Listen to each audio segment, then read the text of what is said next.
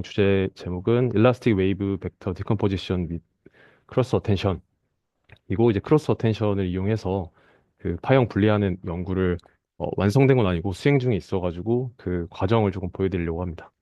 자, 순서는 일라스틱 파동장을 이제 분해하는 거에 대한 개념적인 설명을 드리고 이 전통적 방법에 의해서 어떻게 분리가 되는지 그 뉴메리칼 하는 결과를 보여주고 그다음에 크로스 어텐션을 이용해서 뭐 어떻게 디컴포지션을 할 수 있는지 그리고 결과에 대한 디스커션으로 마무리하도록 하겠습니다. 네, 그러면은 우리가 파동장을 왜 분리해야 되는지를 RTM 측면에서 생각해 보면 우리가 리버스 타임 마이그레이션이 소스 웨이브 필드랑 리시버 웨이브 필드가 서로 크로스 콜레이션 되는 거잖아요. 그 역전파된 리시버 웨이브 필드랑 근데 그 안에는 뭐 피파, 에스파 등 모두 변환된 다양한 이제 파들이 존재하기 때문에 거기서 크로스톡이 발생을 해서 우리가 아래와 같은 이런 뭐 PP, 뭐 PS 이미징을 깨끗한 이미지를 얻을 수 없다라는 게 우리가 분리하지 않으면 발생하는 경우고요. 자, 여기서 PP 이미지라는 거는 이제 송신원 웨이브 필드가 P 그리고 리시버 웨이브 필드가 P. 그래서 피파가 입사돼서 피파가 반사되는 경우를 기록한 거고 PS는 피파가 입사돼서 뭐 에스파로 이제 모두 변환되는 그런 것들을 기록하는 거라고 볼 수 있습니다. 그래서 우리가 뭐 전단 특성에 대한 이해를 그 자료가 중요하다 하면은 PS 이미지를 생각할 수 있고 일반적으로는 우리가 이제 PP 이미지를 깨끗하게 얻기 위해서 이렇게 파동장 분리를 해야 된다. 그래서 이런 깨끗한 이미지를 지하 구조의 형태를 얻기 위해서 우리가 분리를 해야 되는 목적이 있는데요. 일단 기본적으로 우리가 이 등방성 매질에서는 다들 잘 알고 계시는 이 헬르몰트 디컴포지션로 분리가 가능합니다. 그래서 모든 이 벡터 웨이브 필드는 스칼라 포텐셜과 벡터 포텐셜로 우리가 구분할 수 있고요. 스칼라 포텐셜은 컬 프리 성분이고 이 벡터 포텐셜은 다이버전스 프리 성분으로 알려져 있죠. 그래서 우리가 직접 이 파이 아크 사이를 구하는 건 아니고 이 식에다가 다이버전스를 취하고 또는 이 컬을 취해서 아래와 같이 이제 피파 웨이브 모드 그리고 에스파 웨이브 모드를 구할 수가 있습니다. 그래서 이 헬르몰트 디컴포지션 단점이 뭐 아티팩트가 생기고 그리고 진폭이랑 위상이 안 맞는다는 그런 단점도 있어서 이제 정호동 교수님도 이런 걸 보완하기 위해서 하셨는데 제가 잘못 설명했으면 이따가 보완 설명해 주세요. 네. 그래서 아이소트로픽 미디어에서는 잘 분리가 돼서 괜찮은데 이 문제는 이 어나이소트로픽 미디어에서 이제 문제가 발생을 합니다. 우리가 이 웨이브 넘버 도메인으로 넘겨서 다이버전스랑 컬 오퍼레이터를 생각을 해보면 이제 이런 식으로 어, 이 이비저너리 이 복소수에다가 이 파수를 곱하고 내적하고 그다음 컬 한 게 피파랑 에스파 이 성분이라고 볼 수 있는데 이 어나이스트로픽 미디어에서는 이 파수를 쓰는 게 아니라 여기 나와 있는 U 이게 폴라리제이션 벡터라고 하는 이제 평광 벡터인데 이 평광 벡터는 그 우리가 파가 이동할 때 그 입자의 운동 방향을 얘기하거든요. 그래서 이제 피파는 같은 방향, 파랑 같은 방향인 거고 예스파는 수직한 방향으로 움직이는 그 벡터를 의미하겠죠. 그래서 이 벡터가 아이소트로픽한 미디어에서는 이 파스 방향을 그대로 따르는데 어나이소트로픽한 미디어에서는 이 폴라리제이션 벡터를 따른다. 그래서 우리가 헤테로지니어스한 미디어에서는 이 폴라리제이션 벡터를 따로 구해줘야 되는데 문제는 이 폴라리제이션 벡터를 구하는 과정이 이 아래에 있는 크리스토펠 매트릭스를 이제 풀어야 되는 어, 문제가 있습니다. 네. 근데 이 크리스토펠 이퀘이션을 잘 보시면 여기에 C11, C55 같은 탄성 계수가 들어가고요. 그리고 그다음 KX, KZ라는 이제 파수 성분이 들어가서 그래서 사실상 이걸 구하기 위해서는 우리가 NX 곱하기 NZ 곱하기 NKX 곱하기 NKZ 그 완벽하게 헤테로지니어스한 모델에서 완벽하게는 아니고 그러니까 헤테로지니어스라고 가정을 하면 그쵸? 만약에 호모지니어스라고 가정을 하면은 어, 이 C11, C55가 다 같은 값일 테니까 사실 이제 NKX 곱하기 NKZ만 풀면 되지만 이제 그렇지 않다는 가정 하에서는 모든 점에서 이걸 풀어야 되는 아이젠 밸류, 아이젠 벡터 문제를 풀어야 되는 게 발생을 하는 거죠. 그래서 이 컴퓨테이션 코스트가 너무 크기 때문에 이 방법으로 구하는 거는 조금 어렵고 단순한 이제 모델 같은 경우에는 풀 수 있지만 음, 헤테로제네티가 좀 큰 경우에는 구하기 어렵다라는 이제 단점이 있습니다. 또 기존에 했었던 연구들을 보면은 이 야는 사바 논문에서는 이제 스페이스 도메인 필터를 사용하는데 이거는 각 공간에서 앞에서는 이 전체 KX, KZ를 쓰는데 일부의 한정된 파스 성분을 이용해서 스페이스 도메인의 필터를 만드는 방법을 제시했고요. 그리고 이제 두 번째 방법은 뭐 효율적인 방법에 대한 건 아닌데 이거는 앞에서 우리가 피파랑 에스파 웨이브 모드라고 했는데 그거는 뭐 다이버전스나 컬을 이용을 해서 피파 웨이브 모드, 에스파 웨이브 모드를 만드는 거였는데 여기 이제 두 번째 논문 일라스 웨이브 벡터 디컴포지션 같은 논문의 경우에는 그 만약에 UX랑 UZ가 있으면 UX를 각각 피파 에스파로 나누고 UZ를 각각 피파 에스파로 나누는 이제 그러한 헬름홀츠 디컴포지션을 조금 응용했다고 볼 수 있겠죠. 응용해서 전개했던 그런 논문이고요. 그리고 세 번째 이 로우 랭크 어프록시메이션 같은 경우는 우리가 앞에서 했던 그 계산, 그 헤비한 컴퓨테이셔널 코스트를 줄일 수 있는 방법으로 제안됐던 논문이고 네 번째 방법은 우리가 앞에서 이 폴라리제이션 벡터가 기존 이제 아이스트로픽 미디어에서 그 파스 방향이 조금 틀어진 방향이라고 했었는데, 그래서 그 틀어진 방향, 그 세터만큼을 계산하는 방식으로 또 뭔가 효율적으로 했던 방식입니다. 그래서 이 중에 저는 이 두 개의 논문에 대해서 좀 더 말씀을 드릴 건데, 설명드렸던 것처럼 보시면은 이 위에가 이 일라스틱 웨이브 필드인데, 첫 번째가 UX고요. 이 두 번째가 UZ인데, 어, 이 두 번째 행이 피파의 성분을 나타내는 거고, 이 세 번째 행이 이 S 웨이브. 라서 특징이 각 UX에서도 피파 에스파를 따로 나눌 수 있고, 또 UZ에서도 피파 에스파로 따로 나눌 수 있다라는 특징이 있습니다. 그래서 앞에는 뭐 다이버전스랑 컬을 취하면 그냥 P 하나, S 하나 이렇게 나왔다면 이 방법을 이용해서는 이제 각각의 성분에서도 피파랑 에스파를 따로 분리할 수 있다라는 그런 특징이 있고요.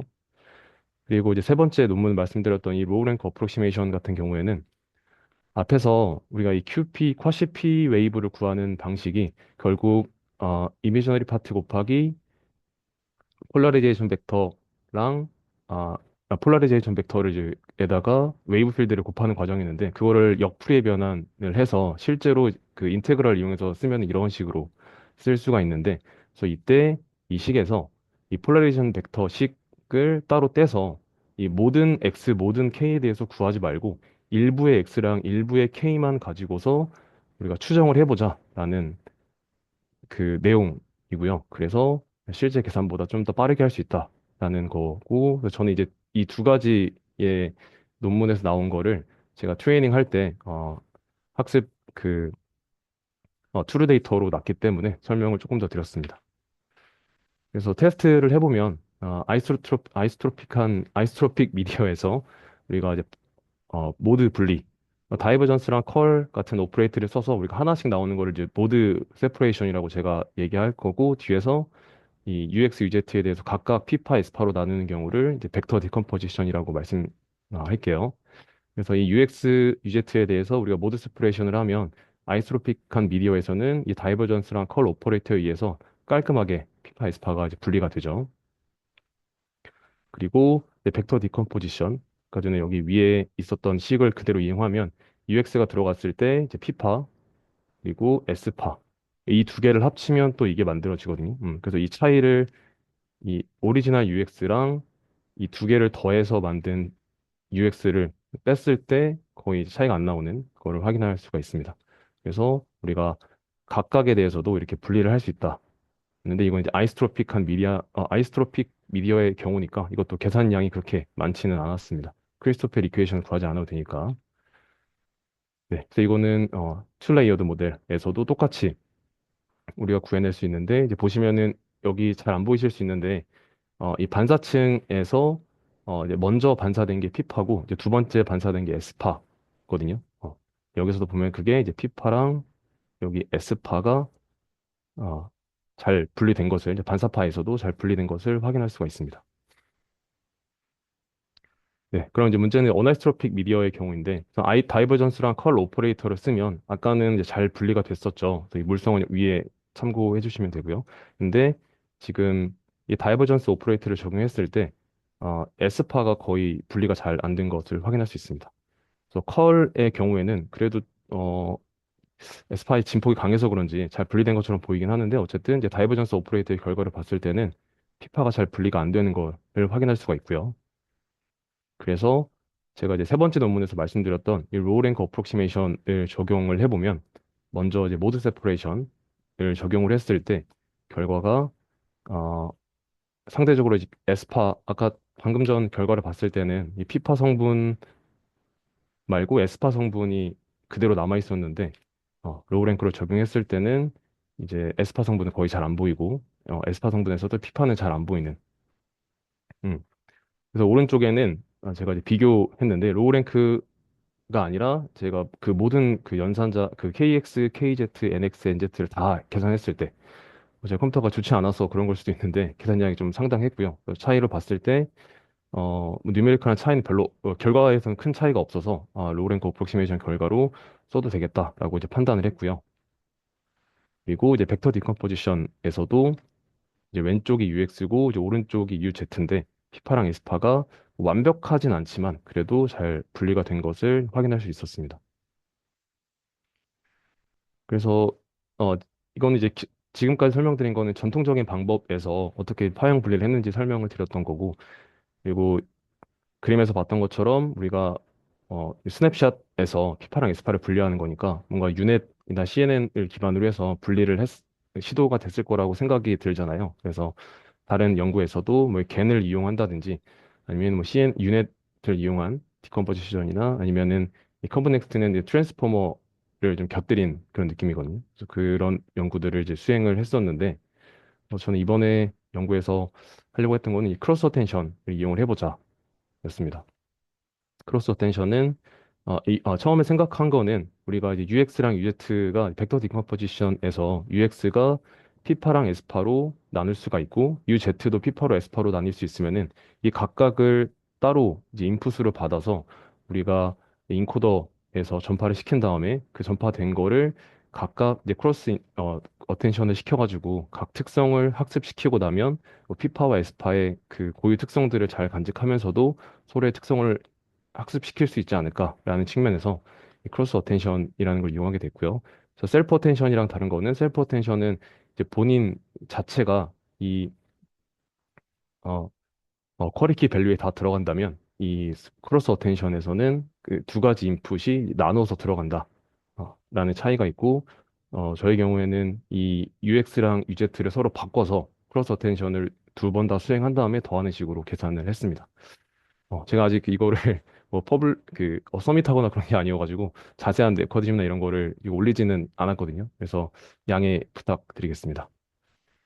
그래서 여러 가지 많은 테스트를 해서 어, 했던 결과만 좀 보여드리면은 어, 했, 그 모델은 BP 2007 어너스트로픽 벤치마크 모델을 이용했고요. 그래서 이거를 200 바이 200으로 쪼개서 총 60개의 패치를 만들었고 거기서 어, 어그멘테이션을 통해서 총 30개를 더해가지고 90개 속도 모델을 이용을 했고요.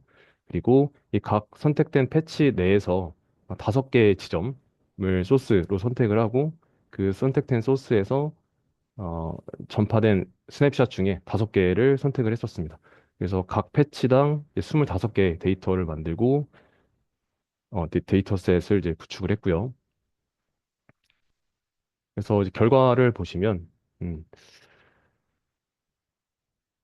네, 이 세 개의 스냅샷에 대해서 했던 결과인데요. 보시면은 위에가 오리지널 UX, UZ에 대한 결과이고 첫 번째는 결과 보시면은 위에가 이제 true, 그러니까 UX인데 피파랑 에스파로 나뉜 거고요. 이거는 또 UZ인데 피파랑 에스파로 나뉜 아까 로우 랭크 어프록시메이션을 적용해가지고 계산을 했던 건데 보시면은 이제 유넷으로 했을 때랑 이제 크로스 어텐션 유넷을 이용을 했을 때랑 이 디퍼런스는 이제 true랑 유넷을 뺀 결과를 얘기하거든요. 그래서 보시면 이렇게 결과만 봤을 때는 두 개가 큰 차이가 없는데 이 디퍼런스 부분에서 좀 더 이 크로스 어텐션 유닛의 결과가 미세하긴 하지만 좀 더 좀 최적화시키려고 노력은 하고 있지만 미세하긴 하지만 좀 더 결과가 좋았다라는 거를 알 수 있었습니다. 네, 그 나머지 이 결과에 대해서도 보시면은 이 디퍼런스에서 기존 유닛을 이용한 것보다 이 크로스 어텐션을 이용한 게 이 디퍼런스 부분에서 좀 더 차이가 적었다로 결과를 얻었고요. 그래서 결국은 우리가 그 200 바이 200 그 패치를 한 것보다는 RTM 같은 걸 적용을 하려면 이제 큰 모델에 적용을 해야 돼서 이 큰 모델에 적용을 해보기 위해서 이 아까 이 전체 BP 모델을 이용했는데 BP 모델 전체를 이용하기 너무 커가지고 양쪽에 500씩 잘라서 총 2936 곱하기 562의 자료를 이용을 했고요.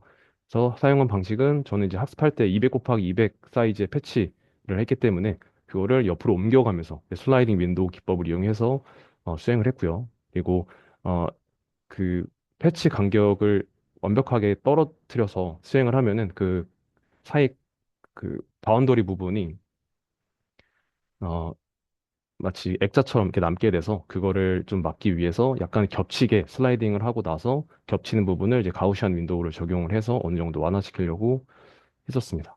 네. 저 이게 사이즈는 앞에 거랑 비슷해 보이는데 이게 훨씬 긴 사이즈라고 이제 보시면 되고요. 그래서 이 결과를 보시면은 이 슬라이딩 윈도우를 적용을 해서 큰 사이즈 적용을 했더니 이 초기 시간의 경우에는 지금 이 디퍼런스 부분이 차이가 좀 났었습니다. 근데 이제 후기 시간으로 갈수록 좀 더 그 차이가 줄어들었다는 것을 확인할 수 있었고, 그리고 이거보다 저 시간이 적은 뭐 0.2초, 0.3초인 부분에는 또 잘 이렇게 분리가 안 됐었던 게 있었거든요. 그래서 이제 그 부분은 좀 더 개선해야 될 부분이라고 생각을 하고, 어쨌든 좀 이제 큰 이제 모델에서도 이런 파형 분리를 적용을 할 수 있음을 확인했기 때문에 이제 RTM에도 한번 적용을 해볼까 생각을 하고 있습니다. 그래서 디스커션은 방금 말씀드렸던 것처럼 이 슬라이딩 윈도우 테크닉이 우리가 패치 베이스로 학습을 해도 전체 큰 모델에 적용할 수 있긴 했지만 좀 얼리 타임에서 좀 더 개선이 필요하다는 거 있고, 두 번째는 우리가 지금 BP 모델을 잘라서 일단 자른 다음에 학습을 하고 전체 큰 BP 모델에서만 적용을 시켰는데 이게 뭐 다른 모델에서 혹은 뭐 다른 리얼 데이터에도 적용이 가능한지 한번 일반화에 대한 검증을 해볼 필요가 있고요. 그리고 지금 RTM에서는 좀 더 많은 그 타임 스텝이 필요하기 때문에 그 실제 RTM을 적용했을 때 어떤 추가적인 뭐 알고리즘이나 어떤 방법들이 테크닉들이 추가되었는지는 좀 고민해 볼 필요가 있을 것 같습니다. 네, 여기까지 하겠습니다. 감사합니다. 네, 아주 재밌는 발표 잘 들었습니다. 질문 있으시면 질문 주시죠. 저거 할 때 그 트레이닝 데이터의 프리퀀시 밴드는 일정하게 하신 건가요? 네, 제가 여러 개로 두기도 했었는데 2.5에서 뭐 7.5 뭐 이런 식으로 2.5 아니고 5.0에서 10.0 사이로 왔다 갔다 그 랜덤으로 설정하게 하기도 했었는데요. 뭐 데이터에 큰 그 같은 이제 BP 모델만 쓰다 보니까 차이가 없어가지고 어 7.5로 고정을 하고 진행을 했었습니다. 그러면은 그러니까 프리퀀시의 센시티비티가 좀 낮다라고 보면 그 아까 잘 안 되는 부분이 초기 시간대 활동장에서 잘 안 됐었잖아요. 네, 그럼 그게 이제 웨이브 프런트가 이렇게 많이 넓어지기 전이잖아요. 그 초기 네 시간이. 맞습니다. 네네. 그러면 그 부분을 좀 이렇게 확대해가지고 적용하면은 혹시 어떨까요? 확대해서 적용한다는 게 그러니까 뭐 어떤 이거 제가 제일 이해했는지 모르겠지만 그 초기 부분에 안 되는 게 다른 그 후기 시간대하고 차이점이 웨이브 프런트들이 이제 그 전체 이미지 영역에서 이제 많이 퍼져 있는 상태인 거랑 아닌 거 차이로도 볼 수 있을 것 같은데 네, 그래서 이제 원래 이미지 사이즈는 뭐 예를 들어 256 바이 256이다 그러면은 이제 초기 시간대는 웨이브 프런트가 작으니까 그 네네. 작은 영역을 이제 줌인 해가지고 음, 그 확대시켜가지고 혹시 적용하면 뭐 달라지지 않을까 혹시 어떻게 생각하세요? 어, 근데 이게 제가 네. 그 그 DX, DZ의 공간에 대한 그 영향도 받아서 이거를 확대를 해서 해도 아, 그 일관성 있게 학습이 될지를 제가 잘은 모르겠어서 인풋에 한번 그게 들어가는 거예요? 그런 거는 아닌데 그 학습하는 데이터마다 다 지금 200 바이 200으로 돼 있는 거에서 지금 그 DXZ가 여기서는 20m로 고정돼 있는 게 있잖아요. 그럼 다 20m로 고정돼 있는 게 있다 보니까 그래서 몇몇 데이터를 그렇게 인위적으로 늘렸을 때 뭔가 학습에 또 안 좋은 영향을 주지 않을까라는 아니, 생각했는데 학습이 일단은 아니라, 네, 네, 네, 저는 학습 학습이 아니라 적용할 네. 때, 아 적용할 때요. 예, 아, 모르겠어요. 디테일은 제가 잘 모르겠어. 그냥 이미지 기반이라고 생각하면은, 얼핏 생각하면은, 뭐, 될지 안 될지는 모르지만, 그렇게 하는 게 문제는 없을 것 같아 보이는데, 네, 한번 고려해 보겠습니다. 네, 감사합니다. 그냥 제 생각입니다. 네. 다른 질문 없으신가요? 예, 간단하게 질문이 있는데 그럼 저 BP 2007년도 모델 적용할 때 제가 알기로 저 모델 같은 경우에 TTI 모델로 알고 있거든요. 네, 맞습니다. TTI 모델링을 한 다음번에 그거 세퍼레이션을 한 건가요? 아니요. VTI 아, 모델링. 그래서 VTI. 네네네. 그냥 네, 입실론이랑 델타 있는 자료 그까지만 넣어가지고 모델링 수행했었습니다.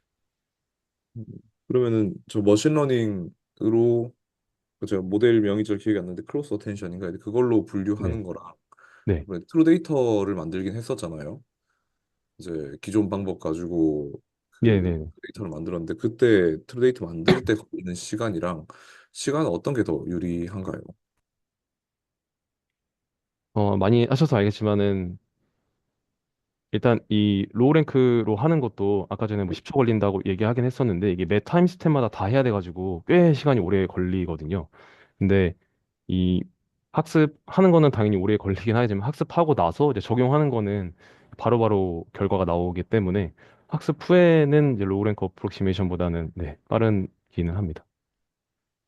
그러면 이렇게 분류하는 방법 자체가 그 머신러닝 써서 분류하는 방법 자체가 데이터의 의존성이 좀 많이 나타날 만한 요소가 있나요? 아니면 데이터 의존성은 많이 없고 그냥 일반적으로 한 개 학습해 놓으면 다른 데도 좀 쉽게 적용이 될 만한 그런 특성이 있는 건가요? 어, 제가 어나이소트로픽 모델이 많지 않아가지고 사실 이거는 BP로만 했었는데 아이소트로픽에서도 아까 전에 이제 벡터 디컴포지션을 적용할 수 있다고 말씀드렸잖아요. 그래서 네. 아이소트로픽 모델은 우리가 알려져 있는 모델이 많으니까 제가 뭐 마모시부터 해가지고 한 6, 7개의 그 속도 모델을 가지고서 패치로 잘라가지고 하는 학습을 했을 때는 데이터 유전성이 그렇게 많지는 않았었거든요. 근데 이게 아까 이제 팽 교수님이 말씀하신 것처럼 또 주파수에 따라 좀 달라질 수 있는 요소도 있고 뭐 데이터에 따라 달라질 수 있고 뭐 그런 것들이 다 있어가지고 좀 더 일반화 시키려면 아무래도 다양한 자료로 하는 게 다양한 모델로 하는 게 좋을 것 같기는 한데 네. 이게 네 그 자료가 데이터 많았을 때는 의존성이 네. 만약 커지게 된다면은 예. 이게 어플라이 하는 건 적게 걸리더라도 어쨌든 데이터마다 학습을 다시 해야 된다는 이야기이기 때문에 기존 방법에 비해서 그 활용도 측면에서 좀 고려를 해야 볼 부분이 있지 않나 네 싶어서 그래서 일반화 시킬 수 있는 모델로 확장을 하거나 그쪽으로 좀 그 개발을 하는 쪽이 뭐 장기적인 방향으로는 맞지 않을까 싶어서 예, 여쭤본 겁니다. 예, 맞습니다. 잘 그래서 저도 이제 모르지만. 마지막에 디스컨에서 말씀하신 했던 것처럼 이제 1차적인 거는 이제 RTM에 적용을 하는 건데 그 RTM 적용한 거를 다른 모델에도 적용할 수 있는 방향으로 가는 게 저도 맞다고 생각을 해서 뭐 이런 식으로 네. 좀 더 다른 모델이나 뭐 리얼 데이터에 적용할 수 있게 좀 고려를 해봐야 될 것 같습니다. 재밌는 연구 잘 들었습니다. 네, 감사합니다. 저도 그냥 짧게 질문 드리고 싶은데, 제가 이거를 많이 했었는데, 뭐 헬르먼스티 컴포지션으로 방법 한 개 검증했었고, 뭐 제가 장애 매매 그 방법 다 썼었고, 결국엔 했던 게 디커플드 이퀘이션 사용했거든요. 결국에는 네, RTM이나 FWI에 적용하려면은 말씀하신 대로 매 타임 스텝마다 디컴포지션 계속 적용돼야 되잖아요. 모든 스냅샷에. 네네. 그래 버리니까 제일 빠른 게 사실 모델링 하면서 그 자체로 그냥 디커플링 시켜버리는 방법이 제일 빠른 거죠. 그러니까 뭐 내가 모델링을 돌리면 아예 아웃풋 자체가 호리즌탈 컴포넌트에서 피파 에스파, 버티컬 컴포넌트에서 피파 에스파가 아예 그냥 이퀘이션 자체에서 아웃풋으로 나오도록 하는 게 제일 빠르길래 이제 저도 좀 그걸로 해서 아까 인용하신 논문이 그 논문이었거든요. 네네. 디커플드 이퀘이션 사용할 때 잡음이 발생해서 그거를 뭐 이제 없애는 뭐 그런 걸 했던 건데 근데 또 그렇게 했더니 문제였던 게 일단 뭐 리얼 데이터 얻기도 힘들었고 그거 가지고서 뭐 RTM, 일라스틱 RTM 하는 것도 쉬운 일이 아니었고 오히려 프로세싱 측면에서는 이제 제가 집중했던 거는 프리스택 데이터를 분리하는 게 더 맞다는 생각을 많이 했거든요. 네네. 그러니까 아예 애플리케이션 자체가 UX, V가 뭐 VX, VG 이런 게 얻어지면 그 자체에서 디컴포지션이 맞는 것 같아서 이제 나중에는 그쪽으로 더 집중을 했었는데 이게 되게 어려웠거든요. 그래서 뭐 결국에는 뭐 어워드 컨티뉴에이션, 다운로드 컨티뉴에이션 막 쓰고 뭐 리스케어주고 막 해서 논문은 못 쓰고 특허밖에 못 냈어요. 그 결과가 잘 안 나와서. 네네. 근데 이게 뭔가 어필하려면은 저는 그 뭔가 그 지금 네트워크를 매 타임스탬마다 적용하는 건 한다는 것도 제가 이제 만약에 리뷰어라면 그런 거에 대해서 물어볼 것 같고 프리스택에서 할 수 없겠냐 이런 질문을 되게 할 것 같은데 혹시 지금 하시는 거를 프리스택 레벨에서도 뭐 해볼 수가 있는 아이디어가 있으신가요? 그게? 연장 뭐 확장할 수 있는? 음, 그 샷게더에서 말씀하시는, 네, 뭐 네네. 샷게더든 그러니까 저도 처음에 이 연구를 할 때 그 연구 분류가 이제 두 가지로 나눠 있어서 이제 스냅샷에서 분류하는 게 있고, 근데 스냅샷에서 분류를 한다는 거는 이제 같은 페이지에 있는 친구들을 하는 거니까 아무래도 좀 쉽잖아요, 그렇죠? 그래서 페파에서만 쉬운데, 스냅샷에서 있는 거는 이게 이제 다른 위상에 있는 걸 다 같이 분류를 하다 보니까 좀 분류가 어렵다. 그렇 좀 신뢰도가 떨어진다. 좀 그런 게 특히 더 이제 어나이스트로픽한 모델에서 그 결과에선 좀 그런 게 있어가지고. 저는 이제 이런 걸 했었는데, 그래서 지금 연구 이제 하시는 분들도 딱 뭐 그 스냅샷을 하든, 스냅샷만 하는 것도 아니고, 뭐야, 이 샷게더에서만 하는 것도 아니고, 이제 둘 다 진행되는 것 같은데, 음, 약간 이 샷게더에서 하는 거를 되게 도전적인 영역으로 다들 얘기를 하더라고요. 다른 논문에 보면은 아, 그게 그렇게 하는 게 원래 맞는데 너무 챌린징하다. 그래서 이게 스냅샷에서 해보려고 한다. 이런 논문들이 꽤 많이 봤어가지고 네, 저도 좀 챌린징하다고 생각을 해서 네, 말씀하신 방향으로 언젠간 가야 될 것 같다는 생각은 하고 있습니다. 네. 감사합니다.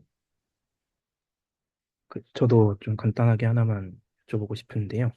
네, 그 이제 200 바이 200 패치로 트레이닝을 시키시고 네, 이제 네, 마지막 결론에서 그 슬라이딩 윈도우 테크닉에 관한 거를 네, 말씀을 해주셨잖아요. 근데 네, 이게 유넷 같은 경우에는 그 입력 그 트레이닝 데이터하고 어플리케이션 데이터가 사이즈가 달라도 그 풀링 과정에서 그게 소수점으로 나눠지지만 않으면은 워킹이 되거든요. 그냥 네, 네, 저런 식으로 슬라이딩 윈도우를 하지 않아도. 그리고 트랜스포머도 저도 직접 제가 구현해 본 건 아니지만 스윙 트랜스포머 같은 경우에는 그 패치를 작은 패치로 다시 쪼개서 쓰는데 그 과정에서도 나누어 떨어지기만 하면은 사이즈가 달라져도 적용이 된다라고 알고 있거든요. 네, 혹시 네. 사용하신 네트워크에서도 그거를 그런 식으로 적용이 될 수 있지 않을까 하는 생각이 듭니다. 예. 네. 제가 이 패치 기반으로 이제 그 학습을 진행한 다음에 이제 이거를 뭐 유지하면서 하는 걸 생각하다 보니까 그런 식으로 방향을 하고 이제 기존 선행 연구들에서도 많이 사용됐던 방법이어가지고 했었는데 말씀하신 방법도 한번 같이 적용을 해서 네, 비교를 해보겠습니다. 만약에 이 슬라이딩 할 필요가 없으면 말씀하신 것처럼 한 번에 넣어서 할 수 있으면은 그게 좀 더 효율적인 방법이긴 하니까 근데 아마 트레이드오프가 있을 것 같긴 해서 그거 잘 찾아가지고 한번 정의해 보도록 하겠습니다. 네, 감사합니다. 네. 이거 뭐 기술적인 건 아니고 질문이 이 연구는 혹시 어떤 배경에서 하시는지 그럴 수 있을까요? 어, 어떤 목적이나 아니면 네. 이게 사실 목적이 딱히 있는 건 아니고요. 이제 순수 연구 목적?